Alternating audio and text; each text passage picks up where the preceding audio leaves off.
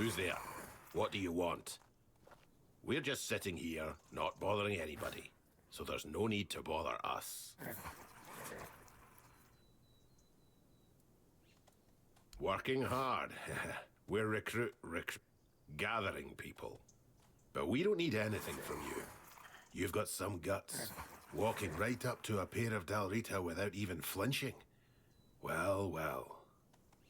Impressive, indeed. We're Dalrita.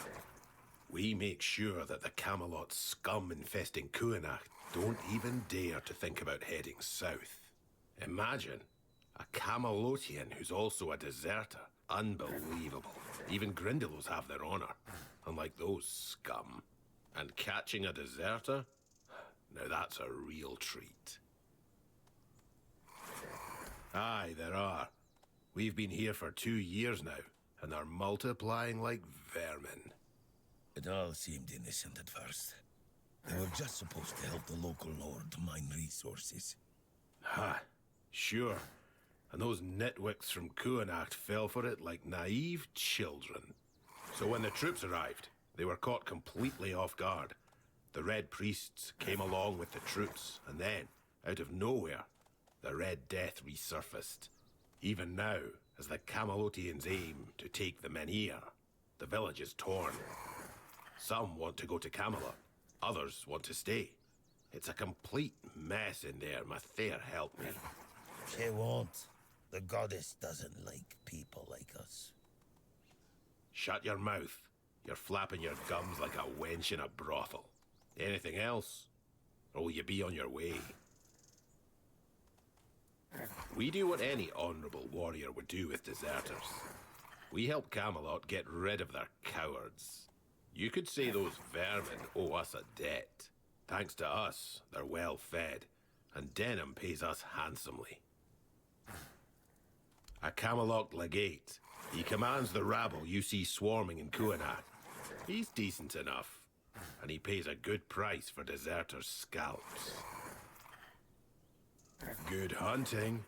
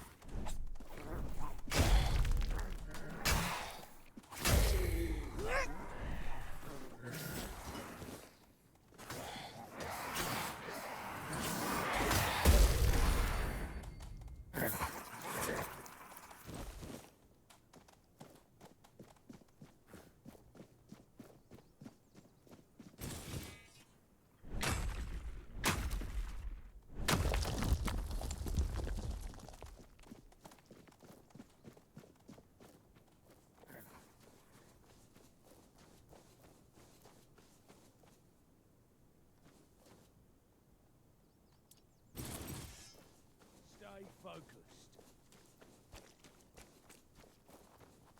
You're nothing but a peasant!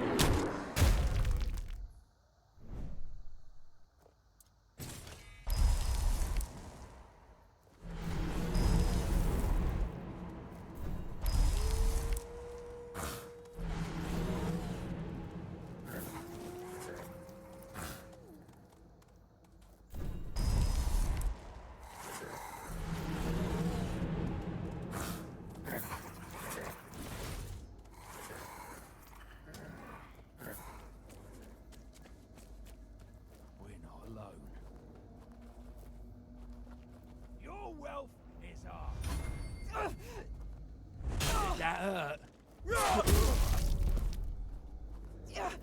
You're no match for our band. Now.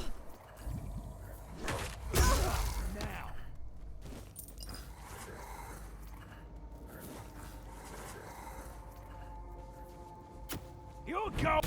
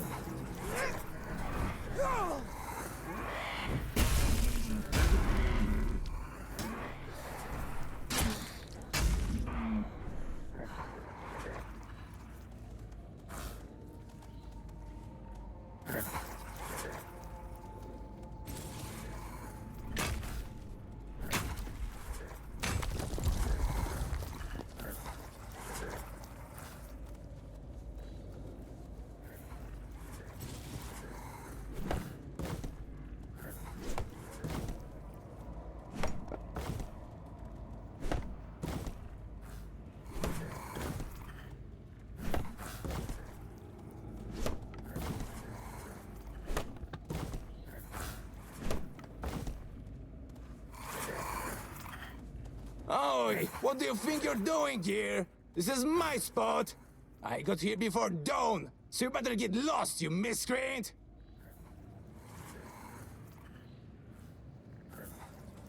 I don't need to explain anything, but you better explain why you're trying to steal my mushrooms.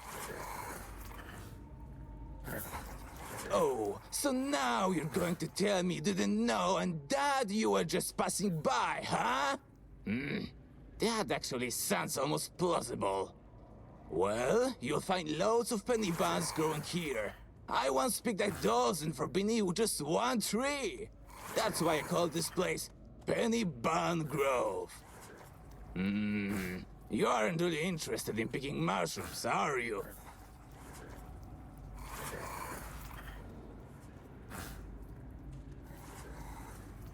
Then by all means, go ahead and learn. Just not on my penny buns. You see, the most important thing is to tell the difference between an edible and a poisonous mushroom. I've got this friend, Old Mel they call him. He once decided to get some oyster mushrooms for his scrambled eggs. Now, Mel's been picking mushrooms since he was a wee lad, but his eyes had not what it used to be. So instead of oyster mushrooms, it turned out he caught himself some angel wings. He ended up spending an entire day in the privy, almost shot himself to death. Angel wings are a tad lighter in color, and their caps are thinner too. And do you know how to tell a penny bun from a devil's bullet? Devil's bullet has reddish bedding on the stern, and if you touch it with the tip of your tongue, you'll find it tastes bitter. If you're interested, I'll let you pick just one penny bun. Remember, only one. If I see you taking more, you better be ready to run. Take my knife and cut the sand right at the ground. Just don't twist it out like a numbskull. The mycelium needs to stay in the soil.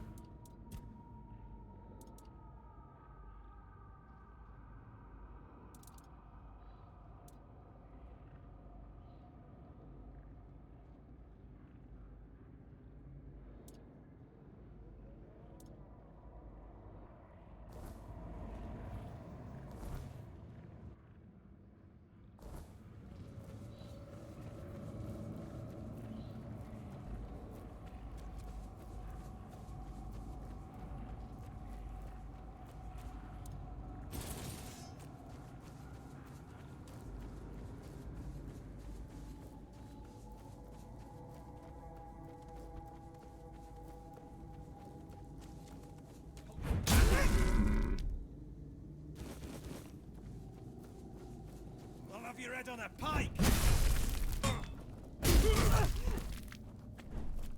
You made a big mistake!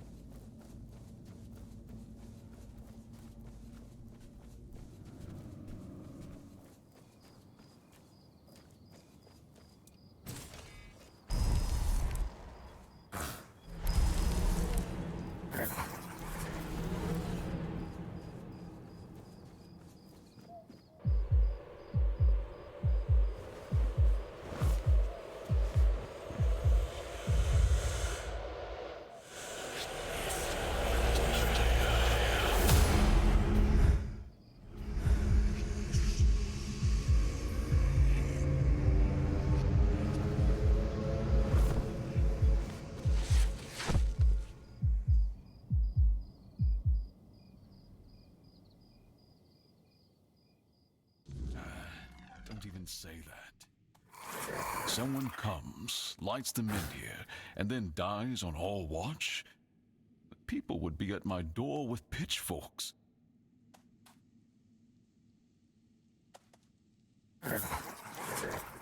She's waking up.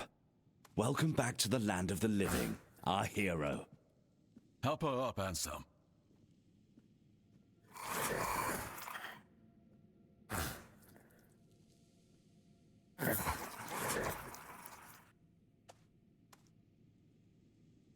Welcome to my home. Quite a scene unfolded at the men here, with you at the heart of it. I can't decide if I'm more delighted or surprised. What was it that made the men here react to you?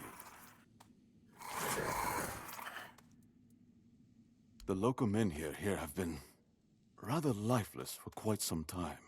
Then you come along, breathe life into what was dead, and, whether you meant to or not, alter the course of our history. That's how I see it anyway. Tell me, do you know what this menhir represents?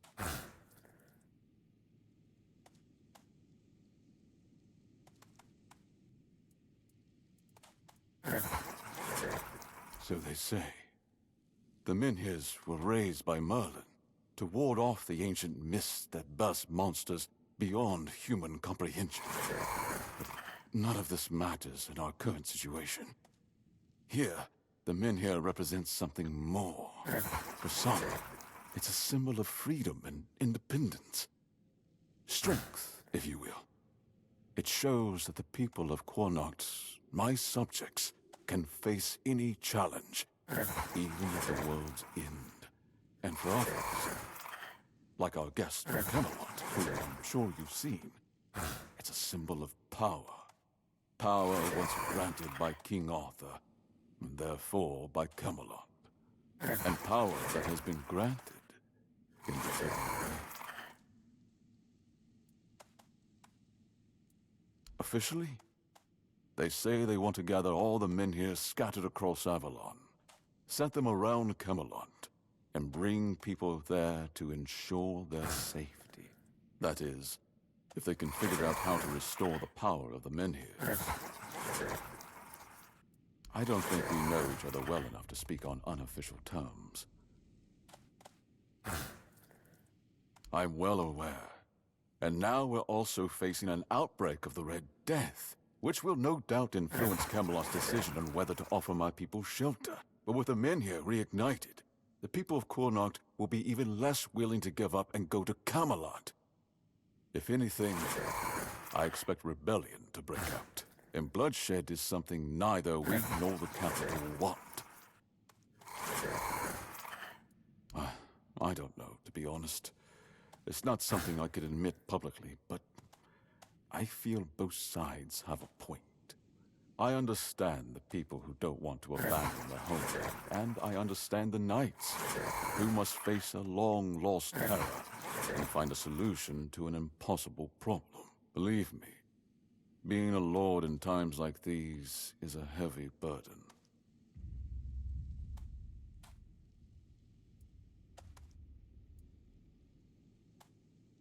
Calamity Shield, you say? An unusual request. That shield rests beneath the menhir. And legend has it that it used to fuel its power for centuries. I don't mind if you look at it, touch it, whatever you need. Just don't take it. It's a treasured relic, and the people of Kунахт are quite attached to it. And you're probably just as attached to your head, which you'll lose if we catch you trying to steal the shield.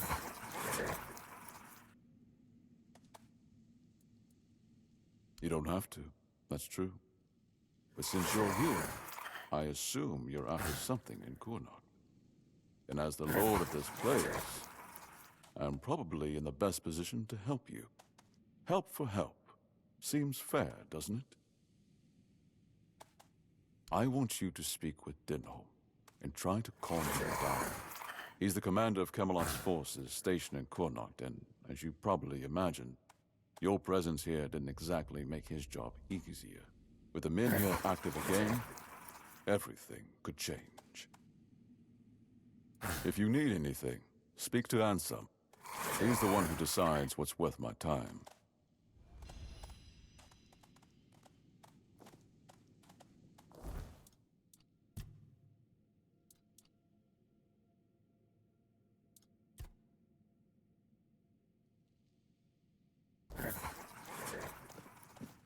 The less attention, the better.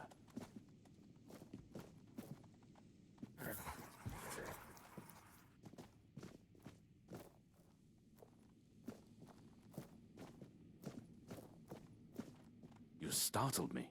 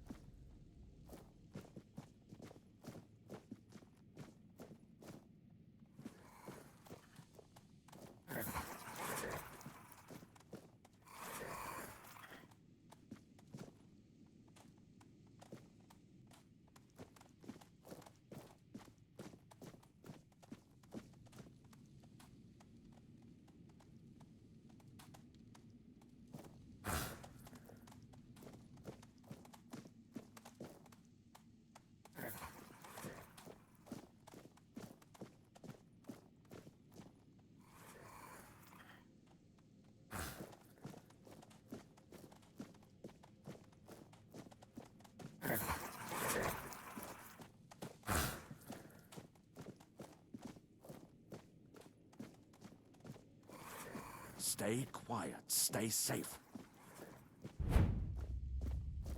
Ah, you need something.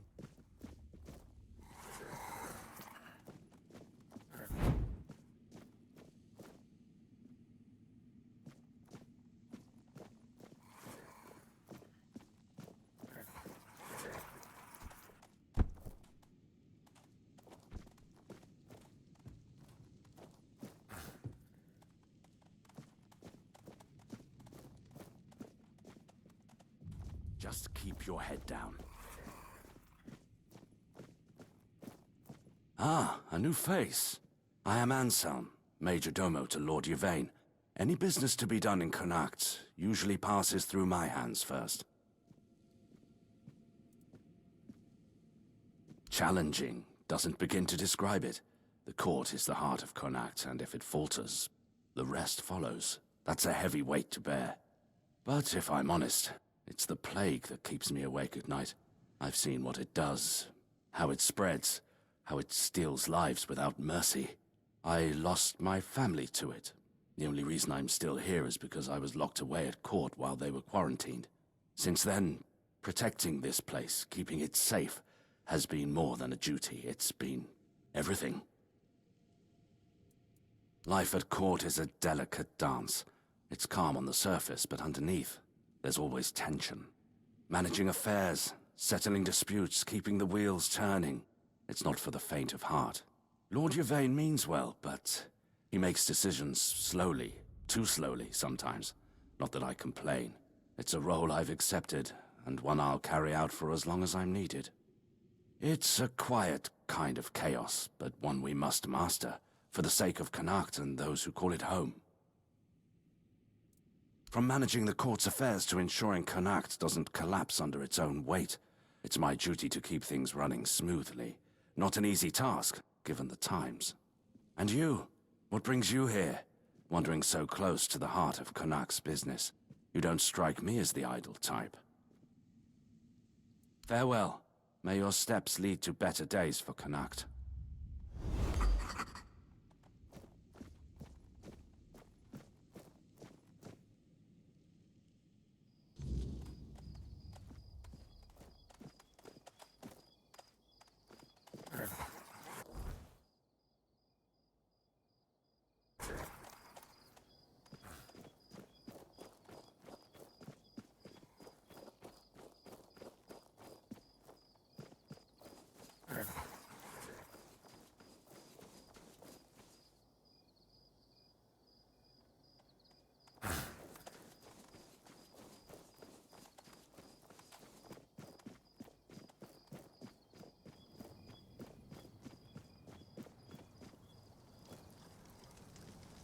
Oi, you there, Sleeping Beauty.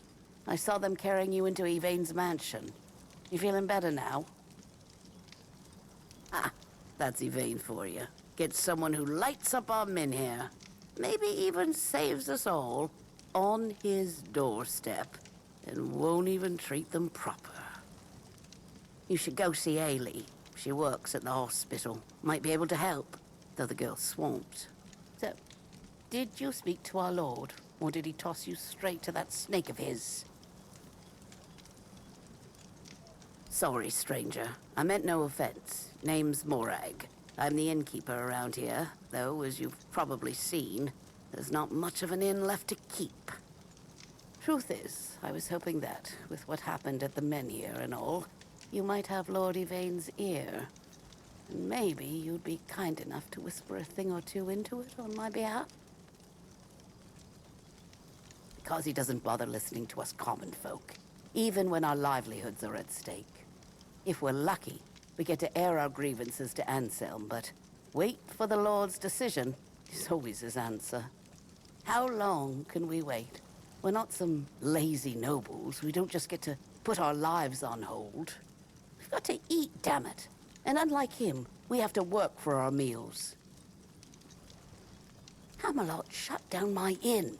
Said it was because of the Red Death, but the Red Priests have been here for ages, and they never had a problem with my place.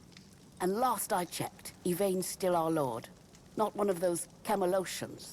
What gives them the right to meddle in our business? I thank you, stranger. All I want is a straight answer. The least he could do is make Camelot pay me some kind of compensation. Damn bastards come in here acting like they own all of Kунахт. I'll wait here for you.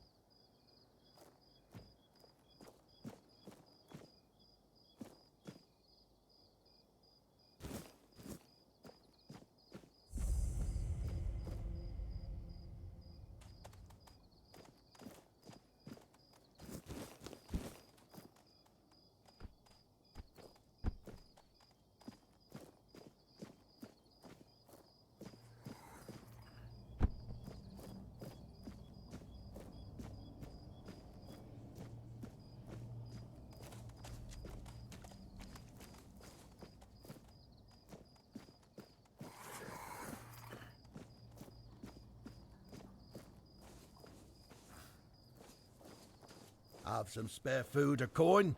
Anything helps.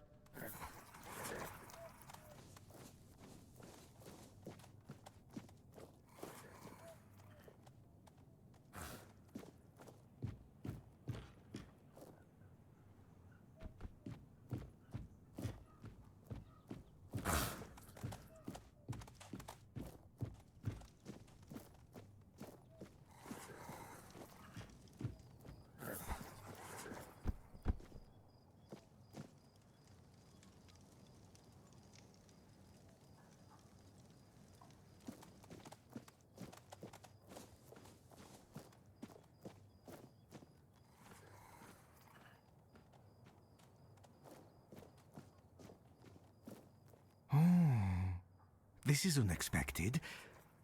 You look beautiful, you know, and you have a beautiful soul. Maybe even more than just one. I can hear them fluttering. I see their soft shimmer. Will you show me? Show me, show me. Trust me. Even though filth is filth, I can be generous. I want to be generous. I want to be good. And you You should feel special. That could happen. Nothing more than a mongrel. Filth. Yet I could just as well be a lord, reigning over the streets of Kунахт. But no, that would be too much. The streets belong to everyone, along with their mud, sorrow, and cold. Filth. Both a name and a title. One cannot forget about titles. There were people who made filth aware of my own filthiness. Good people. People who showed me the right way. Let it feel special and beautiful. Souls, trinkets, all those that belonged to others, but are now yours, because you dared to reach for them. For you. A blessing of sophistication, or perhaps splendor. For those who have had something taken away, a blessing of absence. Even lack can be worth experiencing. Deeply and intensely. Coins, items. Items become coins. They gain a soul. A man who is a scavenger, whether he's filth or not, also possesses a soul. Strong, shimmering, fluttering. A soul that yearns. And one more thing. If you have anything that once belonged to someone else, I'll gladly take care of it.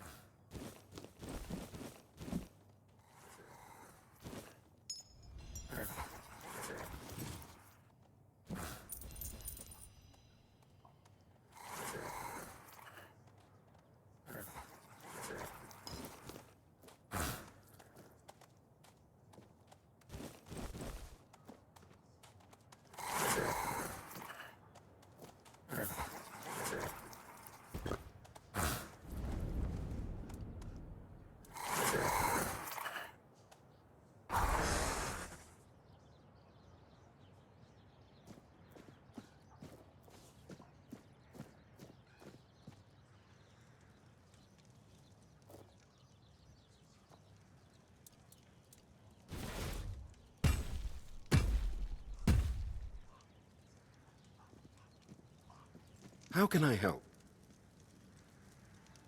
Oh no. Are you one of those people obsessed with my son? I'm sorry, but we don't accept visitors. Goodbye. I'm sorry, but I don't share any information about Arden. I'd appreciate it if you left him alone. Dangerous? Those almanacs he writes about armor? Are we talking about the same books?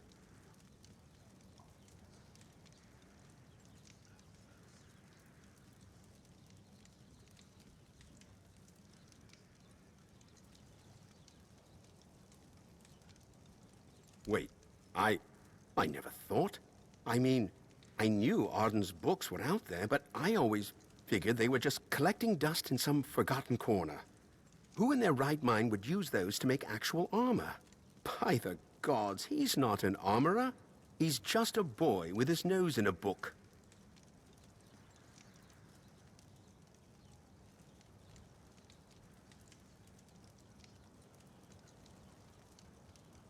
Now that you say it, I suppose I should have known. When those merchants from Timberwall came asking for more of Arden's work, I should have realized something was off. They weren't just interested in making a few copies. Oh, Mother, help me. I let it happen. I thought... I just wanted him to feel... I don't know, recognized. I never stopped to think how serious it might all become. That someone would actually try to make armor based on his advice.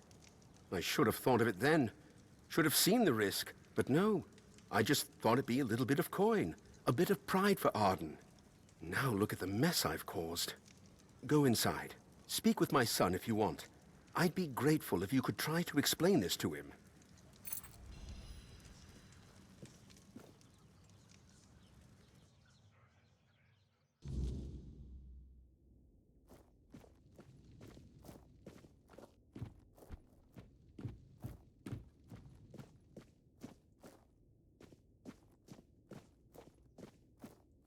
My father let you in? He never lets anyone through. I don't get visitors. Ever. You must be important. What could you possibly want with me?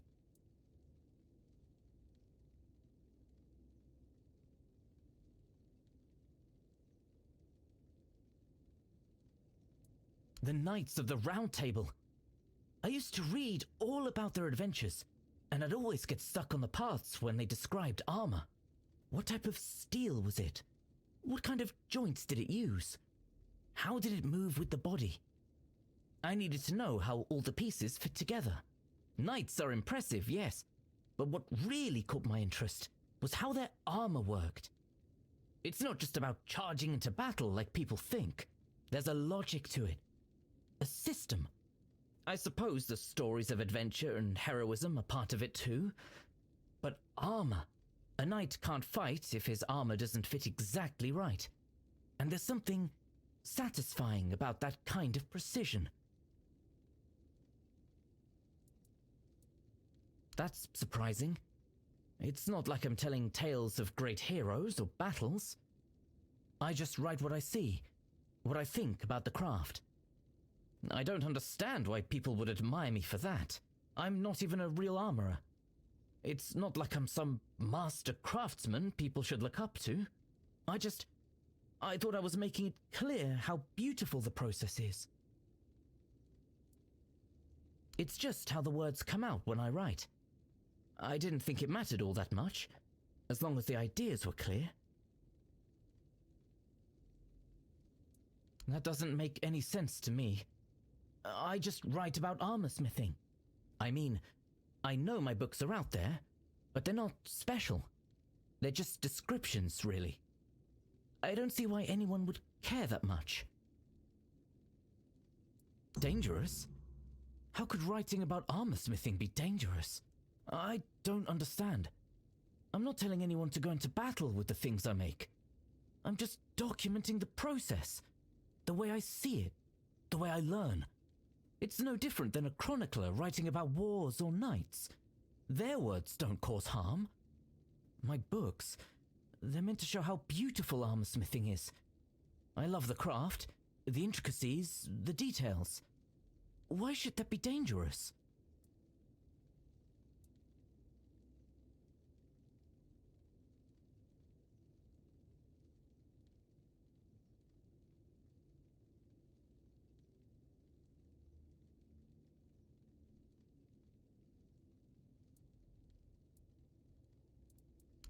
How could they follow it so blindly? I didn't tell them to make armor and go fight in it. I'm just explaining what I've done. It's like a puzzle. Figuring it out is part of the process. That's what I'm doing. How can people not see that?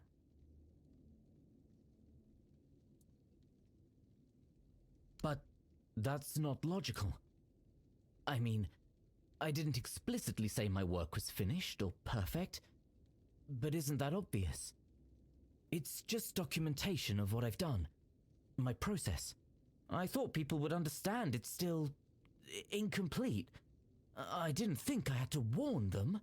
It's not supposed to be a step-by-step guide.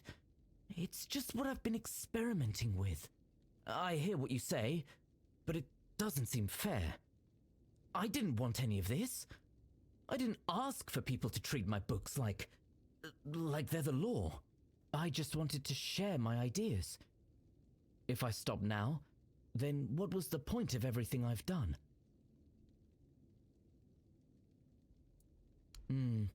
That would be practical. If I just say up front that it's not finished, people won't make the mistake of thinking it's expert advice. Yes, that might solve the problem. I can still write what I want, and they'll have no reason to misinterpret it. Please, tell my father to contact my publisher. I'm too busy right now to talk to him, and later I might forget.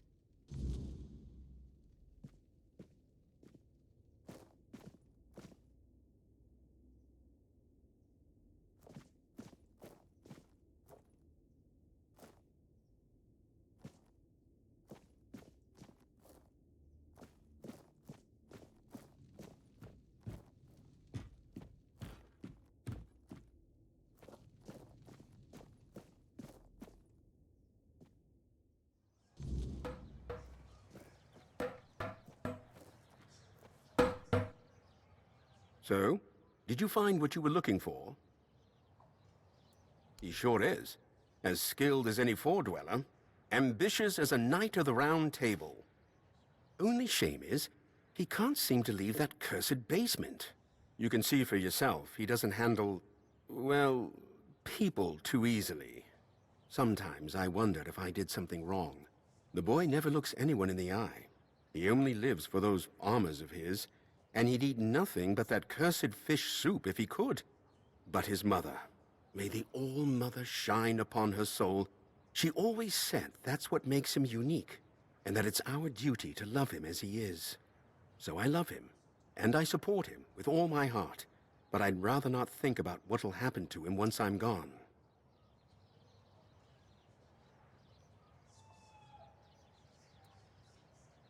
Maybe you're right. Maybe I don't trust myself or my own parenting. Maybe he understands more than I realize. That's something to think about. Thank you for caring this much.